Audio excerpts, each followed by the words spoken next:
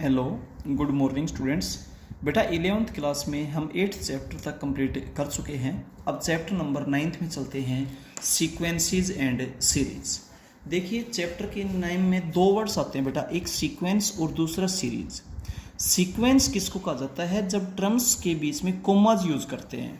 First term A1 means first term, A2 means second term, A3 means third term, A4 means fourth term and बेटा AN means nth term. तो हर term के बीच में जब आप commas का use करते हैं तो बेटा उसको बोलते हैं सीक्वेंस। सीक्वेंस दो टाइप के होते हैं, फाइनाइट और इनफाइनाइट। जब बेटा नंबर ऑफ टर्म्स फाइनाइट हो तो उसको इनफाइनाइट सीक्वेंस बोलते हैं, और जब नंबर ऑफ टर्म्स इनफाइनाइट हो तो उसको इनफाइनाइट सीक्वेंस बोलते हैं। क्लियर हो गया? इसके बाद सीरीज। सीरीज में बेटा हर टर्म के बीच में प्लस या माइनस के जब सिंबल्स आते हैं, जितने भी टर्म्स हैं हर टर्म के बीच में आइदर प्लस और माइनस के जब आप सिंबल लगा देंगे तो बेटा वो सीक्वेंस सीरीज कहलाएगी। इसीलिए यहाँ पर नोट लिखा गया, ध्यान दें, the terms of sequence connected by positive और नेगेटिव साइन। ये पॉजिटिव या नेगेटिव साइन से अगर कनेक्ट है तो बेटा इससे आपके पास क्या बन जाएगी? सीरीज बनेगी। क्लियर है? तो चैप्टर के नाम का सबसे पहले आपको मीनिंग मालूम होना चाहिए बेटा कि सीक्वेंस किसको बोलते हैं और सीरीज किसको कहा जाता है। इसके बाद बेटा हम एक्सरसाइज में चलते हैं 9.1 में। इस एक्सरसाइज में बेटा मेंटल एबिलिटी के क्वेश्चंस हैं। बिल्कुल सिंपल एक्सरसाइज है, किसी टाइप की कोई प्रॉब्लम नहीं है। आपको एक सीक्वेंस दे रखी है 2, 6, 12, 20 एंड सो ऑन। इसमें आपसे अगली टर्म पूछी गई है। आपको 4 टर्म्स दे रखी है और आपसे बेटा नेक्स्ट टर्म, 5th जो टर्म है वो पूछी गई है। आप इसमें पैटर्न को समझिएगा। सबसे पहले तो यहाँ पर 4 ऐड किए गए, फिर 6 ऐड किए गए, फिर 8 ऐड किए गए, अब 10 ऐड कर देंगे तो आपके पास 30 आ जाएगा। डायरेक्ट भी लिख सकते हैं या बेटा पैटर्न फॉलो करें। सेकेंड टर्म में से फर्स्ट को सब्ट्रैक्ट करेंगे 4 आएगा, थर्ड टर्म में से सेकेंड को सब्ट्रैक्ट करेंगे 6 आएगा, फोर्थ टर्म में से थर्ड टर्म को सब्ट्रैक्ट करेंगे 8 आएगा। देखिए 4, 6, 8, तो अब की बार क्या आना चाहिए? 10 आना चाहिए। इस सीक्वेंस को फॉलो करेंगे तो बेटा 5th term minus 4th term is equal to 10। Fourth term जो आपके पास है पुट कर दीजिए, इधर नेगेटिव राइट में जाके पॉजिटिव, तो 5th टर्म बेटा आपके पास क्या आएगी? 30। इसके बाद हम चलते हैं सेकंड पार्ट में। सेकंड पार्ट है बेटा 1, 5, 13, 29। इस सीक्वेंस में आपने 5th टर्म फाइंड आउट कर बतानी है क्या होगी। डायरेक्ट भी बता सकते हैं। देखिए यहाँ पर 4 ऐड किए गए, यहाँ पर 8 ऐड किए गए, यहाँ पर 16, 4 उसका डबल 8, उसका डबल 16, तो उसका डबल क्या होगा? 32। अब बेटा आप इसमें 32 को ऐड करेंगे तो आपके पास रिजल्ट आ जाएगा 61। या फिर आप इस पैटर्न को फॉलो करें। Second term minus first term is equals to 4, third term minus second term is equals to 8, fourth term minus third term is equal 16। बेटा ऑब्जर्व कीजिए, 4 का डबल 8, 8 का डबल 16, तो 16 का डबल 32 होगा। तो 5th term minus 4th term is equal to 32, क्योंकि हम नेक्स्ट टर्म में से उससे जस्ट पिछले टर्म्स को सब्ट्रैक्ट करते जा रहे हैं। अब चलते हैं बेटा इसके थर्ड पार्ट में। 3, 6, 11, 18, 26। इस तरीके से आपको 5 टर्म्स दे रखी हैं और बेटा 6th टर्म आपसे पूछी जा रही है। तो सेकेंड टर्म में से जब आप फर्स्ट टर्म को सब्ट्रैक्ट करेंगे तो 3, थर्ड में से सेकेंड को सब्ट्रैक्ट करेंगे तो 5, फोर्थ टर्म में से थर्ड को सब्ट्रैक्ट करेंगे तो 7, 5th टर्म में से फोर्थ को सब्ट्रैक्ट करेंगे तो 9। ऑब्जर्वेशन कीजिए, 3 to 5 to 7 to 9 to 11, तो अब 11 आना चाहिए। तो 6th टर्म में से 5th टर्म को जब आप सब्ट्रैक्ट करेंगे तो 11 आएगा। 5th टर्म अपने पास अवेलेबल पुट कर दीजिए बेटा, 6th टर्म अपने आप आ जाएगी। ठीक है, तो ये जितने भी क्वेश्चंस हैं सभी मेंटल एबिलिटी के क्वेश्चंस हैं, ध्यान से करें, बिल्कुल सिंपल है। नेक्स्ट है बेटा 2, 5, 11, 23। अब इसमें वर्बली भी कर सकते हैं बेटा। पहले 3 ऐड किया गया, फिर 6 ऐड किया गया, फिर 12 ऐड किया गया, डबल होता जा रहा है। 2 यहाँ पे बेटा 3, फिर 6, फिर 12, तो अब 24 ऐड करेंगे। तो 23 में 24 जब आप ऐड करेंगे तो बेटा आपके पास रिजल्ट हो जाएगा 47।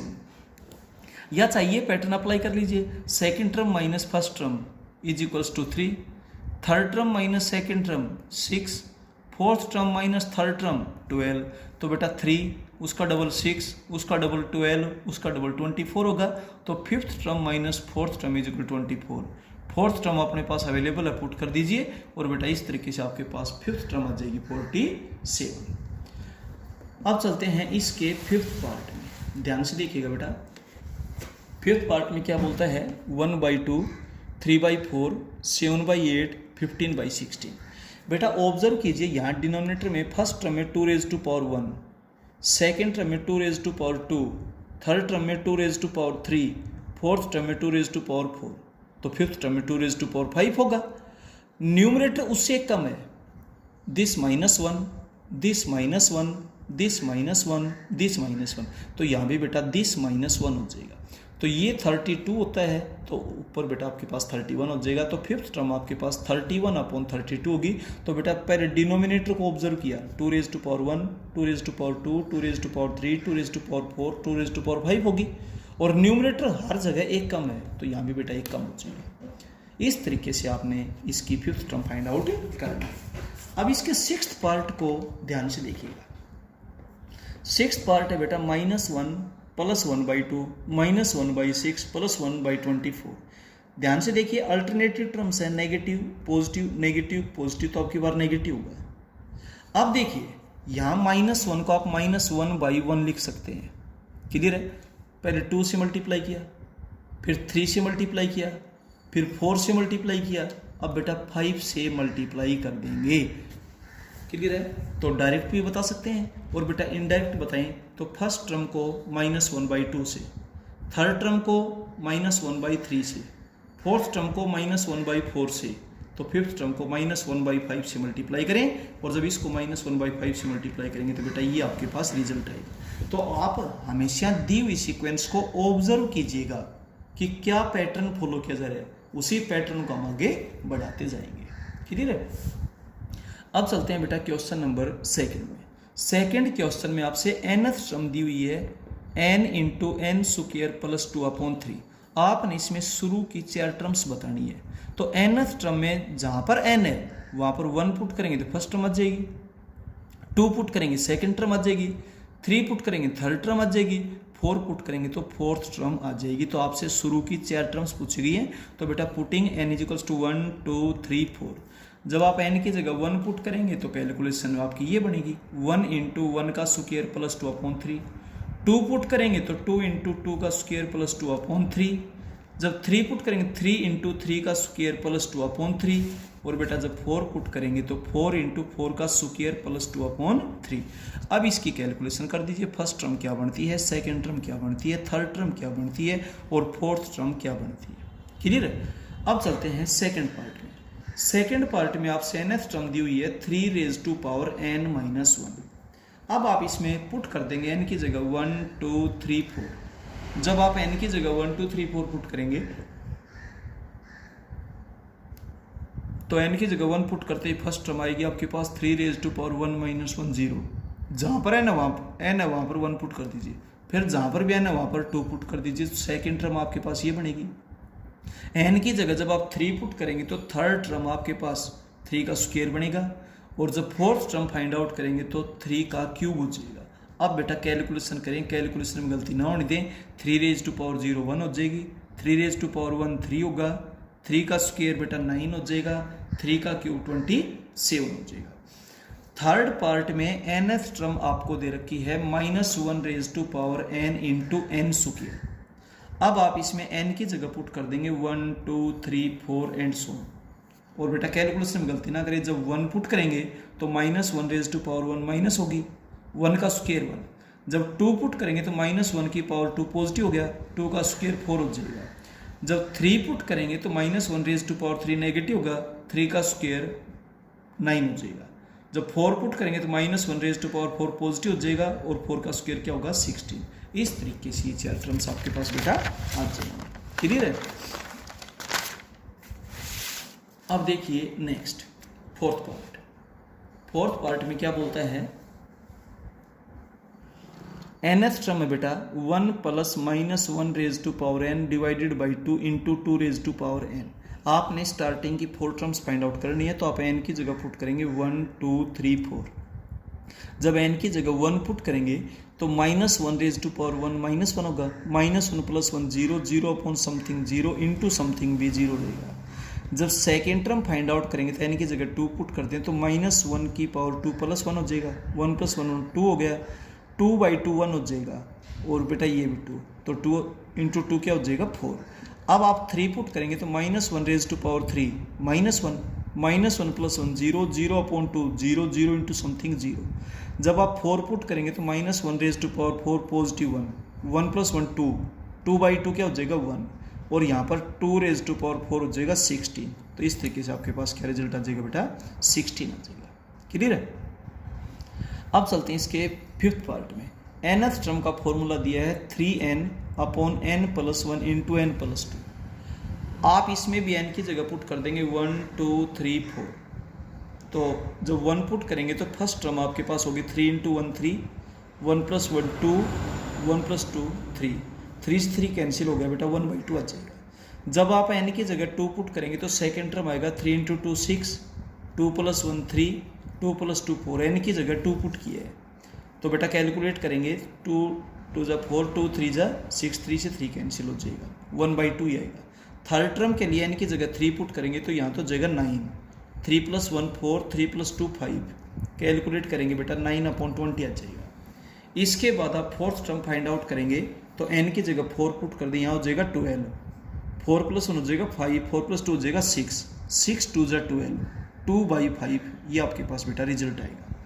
6th पार्ट में कंडीशन दी हुई है nth टर्म n² -1 होगी अगर n ओड है, तो ओड मीन्स 1 3 5 7 एंड सो। और बेटा nth टर्म के लिए आप ये रूल अप्लाई करें अगर n आपके पास इवन है, तो even means second term, fourth term, 6th term, 8th term and so. तो आप 1 और 3 तो बेटा यहाँ पर पुट करेंगे, और 2 और 4 यहाँ पर पुट करेंगे, क्योंकि आपने स्टार्टिंग की 4 टर्म्स बतानी है। तो फर्स्ट टर्म बताने के लिए आप बेटा यहाँ पुट करें 1 का स्क्वायर 1, 1 - 1 0। सेकेंड टर्म बताने के लिए आप बेटा यहाँ पुट करें 2 का स्क्वायर 4, 4 + 1 5, 5/2 हो जाएगा। थर्ड टर्म आप यहाँ से बताएं क्योंकि 3 ओड है, 3 का स्क्वायर 9, 9 - 1 हो जाएगा 8। फोर्थ टर्म आप यहाँ से बताएं क्योंकि 4 इवन है, 4 का स्क्वायर 16, 16 + 1 17, 17/2। इस तरीके से बेटा चारों टर्म्स को आप सीक्वेंस वाइज लिखें। अब चलते हैं थर्ड क्वेश्चन में। थर्ड क्वेश्चन में आपसे nth टर्म दी हुई है, nth टर्म है n × n + 1 × 2n + 1 / 6, और आपसे 10th टर्म पूछी गई है। तो जहाँ पर n है ना वहाँ पर आप 10 पुट कर देंगे, 10 × 10 + 1 × 2 × 10 + 1 / 6। कैलकुलेशन बिल्कुल सही करें, 2 3 × 6, 2 5 × 10, ये 5, ये 11, ये 21/3, 3 से 21 को कैंसिल कर देंगे 7 हो जाएगा, और बेटा आप कैलकुलेट करेंगे 385। कैलकुलेशन में किसी टाइप की गलती ना करें। अब चलते हैं क्वेश्चन इसके सेकंड पार्ट में। nth टर्म दे रखी है बेटा 10n + 5 / n²। इसमें 11th टर्म आपसे पूछी गई है, तो आप n की जगह 11 पुट करेंगे, 10 × 11 + 5/11 का स्क्वायर, ये हो जाएगा 110 + 5 115/121। यही रिजल्ट रहेगा बेटा। थर्ड पार्ट में nth टर्म आपको दे रखी है n² / 2n। इसमें 5th टर्म आपसे पूछी गई है, n की जगह 5 पुट करेंगे, 5 का स्क्वायर हो जाएगा 25, और 2 × 5 बेटा 32 हो जाएगा। सिंपलेस्ट फॉर्म है, अगर सिंपलेस्ट फॉर्म नहीं हो तो आप उसको सिंपलेस्ट फॉर्म में लिखें। फोर्थ क्वेश्चन में nth टर्म आपसे दे रखी है n - 1 × n - 2। आपसे फर्स्ट, सेकंड और 5th टर्म पूछी गई है, तो फर्स्ट टर्म जब आप फाइंड आउट करेंगे तो n की जगह 1 पुट कर दें, 1 - 1 × 1 - 2, ये 0 हो जाएगा, 0 × समथिंग 0। सेकेंड टर्म के लिए n की जगह 2 पुट कर दें। आपका मेन फोकस ये होना चाहिए। क्लियर है। n की जगह जब आप 2 पुट करेंगे तो 2 - 1 1 हो गया, 2 - 2 0 हो गया, 0 × समथिंग 0 हो जाएगा। 5th टर्म फाइंड आउट करने के लिए n की जगह 5 पुट करें, 5 - 1 4, 5 - 2 3, और मल्टीप्लाई करेंगे बेटा 12 आ जाएगा। ठीक है, ये था फोर्थ क्वेश्चन।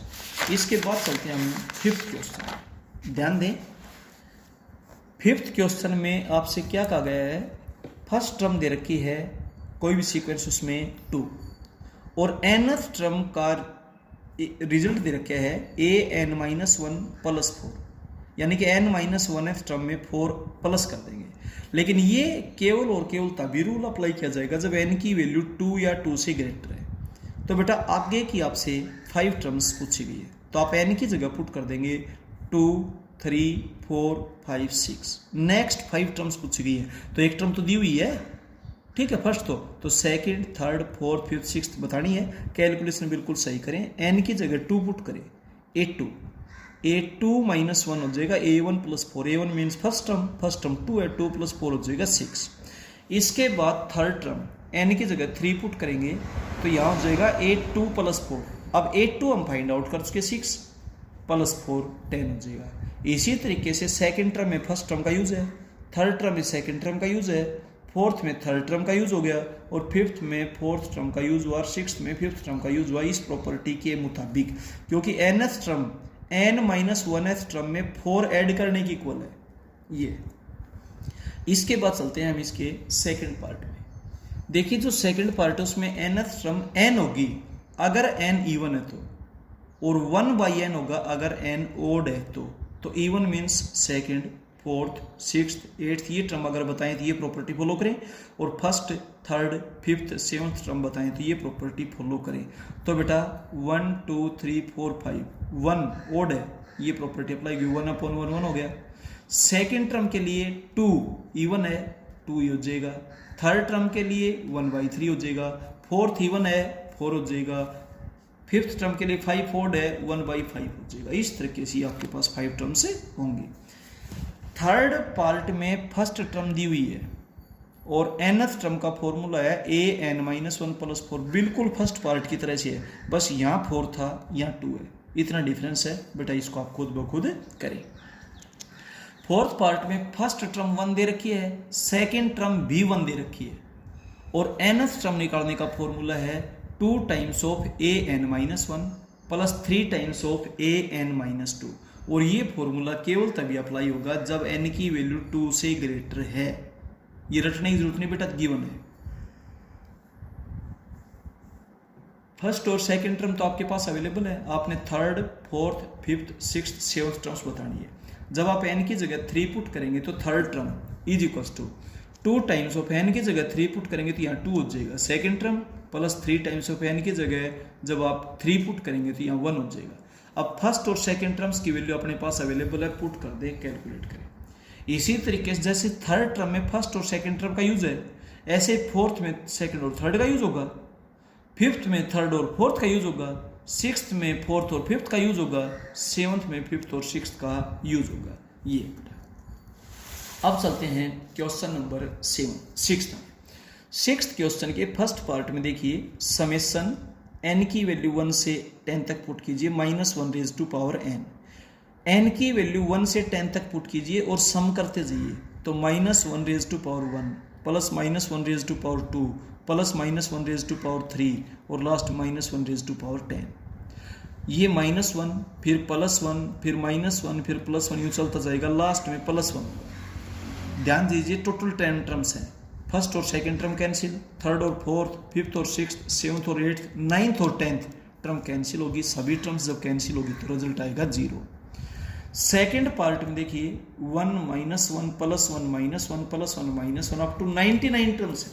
देखिए फर्स्ट टर्म से सेकंड कैंसिल होगी, थर्ड से फोर्थ होगी, फिफ्थ से सिक्स्थ होगी, यानी कि 2 टर्म्स कैंसिल हो जाएंगी, तो 98 टर्म्स तो कैंसिल हो जाएगी, 99th टर्म बचेगी और वो आपके पास 1 है। क्योंकि देखिए जितने भी और टर्म्स वो पॉजिटिव हैं, first, third, fifth and so on, वो पॉजिटिव हैं। जितने भी इवन टर्म्स हैं, सेकंड, फोर्थ, वो सभी नेगेटिव हैं। तो उसको फॉलो कीजिएगा, सिस्टम को समझिएगा, पैटर्न को समझिएगा, तो बेटा ये आपके पास बचेगा। इसके बाद लास्ट क्वेश्चन है, इसमें एक nth टर्म दे रखी है an² plus bn plus c। इसमें फर्स्ट टर्म 10 है, तो n की जगह 1 पुट कर दे। n की जगह 1 पुट करेंगे तो बेटा ये एक इक्वेशन बनेगी आपके पास। सेकेंड टर्म 19 दे रखी है, तो n की जगह 2 पुट करें तो 4a plus 2b plus c is equal to 19, ये सेकेंड इक्वेशन होगी। इसके बाद थर्ड टर्म 32 है, n की जगह 3 पुट करें, 9a plus 3b plus c is equal to 32। ये तीनों इक्वेशन ए बी सी तीन वेरिएबल्स हैं। सेकेंड इक्वेशन में से फर्स्ट को सब्ट्रैक्ट करता हूँ, सब्ट्रैक्टिंग फर्स्ट फ्रॉम सेकेंड, ध्यान से देखिएगा। सेकंड में जब फर्स्ट को सब्ट्रैक्ट करेंगे एक इक्वेशन बनेगी ए और बी में। थर्ड में से सेकंड को सब्ट्रैक्ट कर देंगे, फिर सी कैंसिल हो जाएगा, ए और बी में एक और इक्वेशन हो जाएगी। अब यहाँ भी सिंगल बी, यहाँ भी सिंगल बी। अब फिफ्थ में से फोर्थ क्या, फोर्थ में से फिफ्थ को सब्ट्रैक्ट कर दीजिए, ए की वैल्यू आ गई। ए की वैल्यू आप किसी भी एक इक्वेशन में पुट कर दीजिए, बी की वैल्यू आ जाएगी।